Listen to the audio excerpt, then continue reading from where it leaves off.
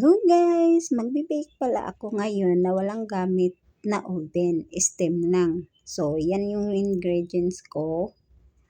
4 na itlog, all-purpose flour, konting asin, konting baking soda, tapos may vanilla flavor ako dyan na tapos isang condensed na OB flavor kasi mas prefer ko yung OB flavor.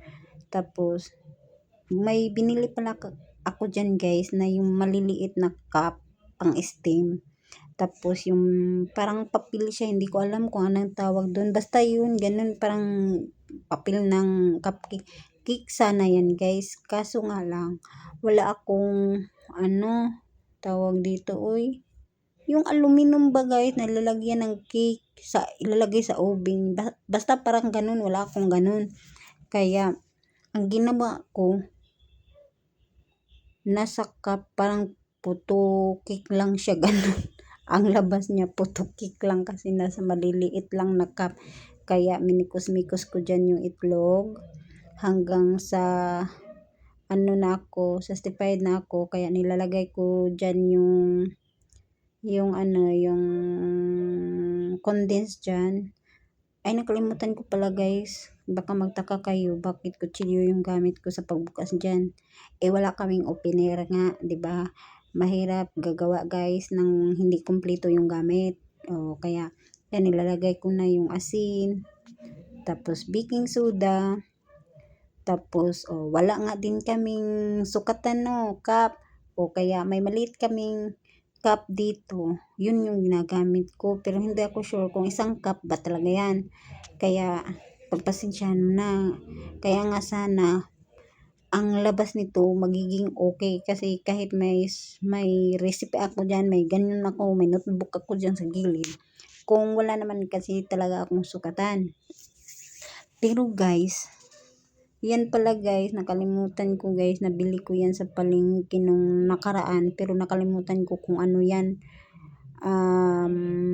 Flour ba yan or cornstarch, kaya hindi ko na lang siya hinahalo.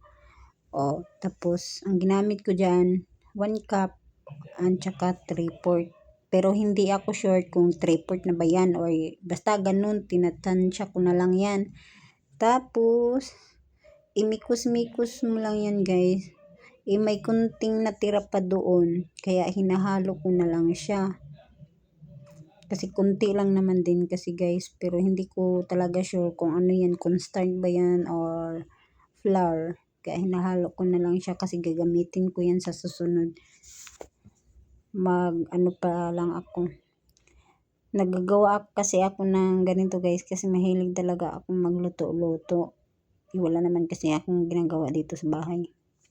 Kaya yan lang. Tapos nilalagay ko lang siya dyan guys.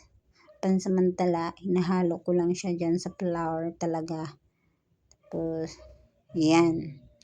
Tapos ihalo-halo mo lang siya guys, imikos-mikos mo lang siya guys. Tinidor yung gamit ko kasi wala kaming mixer or yung anong tawag doon, yung basta yung ganun panghalo dyan. Tapos hanggang wala nang mabubuo. Maganda kasi guys, kung may salaan kayo, sasalain nyo muna yung flour para talaga sure na walang buo-buo. Dyan kasi, sa akin kasi wala kaming pang mix. Basta yung ganun, wala pang salaan. Kaya, nangangalay talaga yung kamay ko dyan guys hanggang magiging ganyan na siya yung texture niya. Tapos, pagkatapos na, nilalagay ko na siya sa ganyan, yung cup-cup na yan, ganyan. Tapos, baka nagtaka kayo guys na may tissue. Kasi nilalagyan ko ng tissue yan para yung tubig hindi tutulo doon sa niluluto ko. Tapos yung tiningnan ko dyan guys, parang nababasa na kasi yung tissue, kaya papalitan ko siya ng panyo, tela.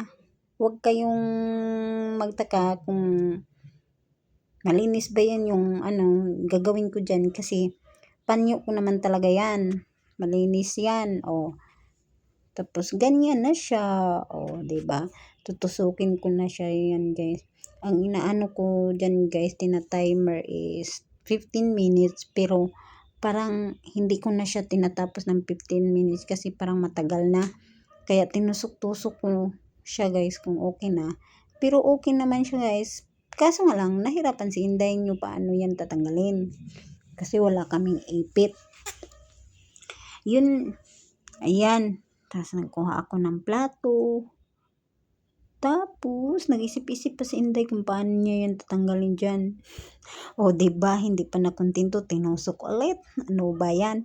O, tapos, ganyan. Tapos, ililipat ko na siya dyan, guys, sa plato. Hintayin nyo na lang dyan, guys.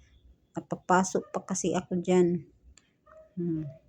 Tapos, ibabalik ko na naman yan dyan, guys. Kasi nakalimutan ko. Ang ilalagay ko pala sa plato yung yung luto na. Kaya, nakalimutan ko kung napasok pa ako dyan. Sa madali. Walang ipit. Kaya, nakuha ko ng tinidor. Mahirapan pa ako dyan, guys. Akala siguro mabilis lang. O, diba? Nahirapan siya. Paano niya yung tanggalin dyan? Ayan. Hanggang malipat ko yan dyan, guys. Lahat-lahat. Tapos yung natira dyan sa baba. Yan yung ipapalit ko doon. Yan. Ilalagay ko siya dyan. Apat-apat lang kasi yung malagay dyan, guys. Tapos, ayan. Apat-apat lang siya. Tapos, yan na lahat yung nagagawa ko. 15 piraso.